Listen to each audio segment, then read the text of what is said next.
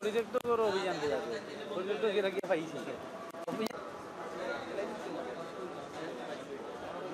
या बुझा लो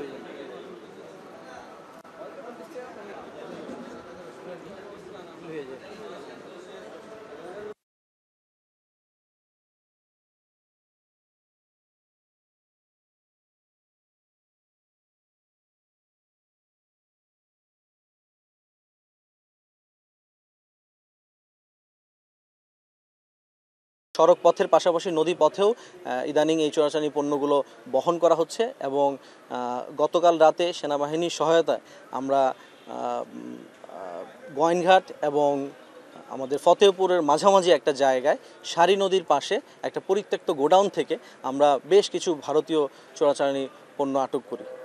এই পণ্যগুলোর মধ্যে কিছু পরিমাণ ভারতীয় শাড়ি ছিল, এছাড়া ম্যাক্সিমামই কসমেটিক্স আইটেম ছিল। এর মধ্যে bright shine cream, skin shine cream এই ধরনের আইটেমগুলো বেশি ছিল।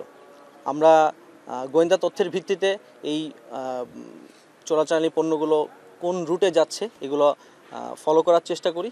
তারপরে মাঝে এক পর্যায়ে আমরা এটা ট্র্যাক হারিয়ে ফেলি। এটা বেশ কিছুদিন ধরে আমরা চেষ্টা করছিলাম, পরবর্তীতে গতকাল রাতে আমরা এটা আটক করতে সক্ষম হই। আটককৃত পণ্যসমূহের গতকাল রাতে আমাদের টোটাল আটককৃত পণ্যের আনুমানিক বাজার মূল্য প্রায় 6 কোটি টাকা। মূলত গতকালকের অপারেশনটাতে আমরা একটা গোডাউনে ছিল একটা গোপন সংবাদের ভিত্তিতে, যার জন্য আমরা চেস করে যে কাউকে ধরতে পেরেছি এরকম না। এইটা একটা সারি নদীর ধার দিয়ে এগুলো সীমান্তবর্তী এলাকা দিয়ে নৌপথে এগুলো একটা জায়গায় এসে লোড হতো।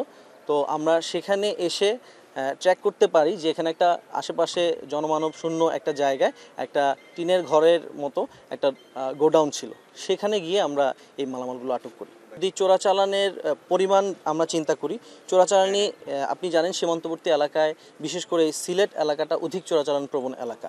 এখানে একটা অসাধু চক্র আছে যারা তাদের একটা জীবিকার পার্ট হিসেবে তারা এই চোরাচালানি ব্যবসাটাকে তারা নিয়েছে। সো চোরাচালানি আগেও ছিল, এখনও আছে, বাট আমরা যেটা করছি আমাদের তৎপরতা, আমাদের গোয়েন্দা নজরদারি এবং আমরা আমাদের টহল কার্যক্রমটাকে বৃদ্ধি করেছি। আমি মনে করি এটার জন্যই আমাদের এখন এই চোরাচালানি পণ্য আটক বেশি হচ্ছে।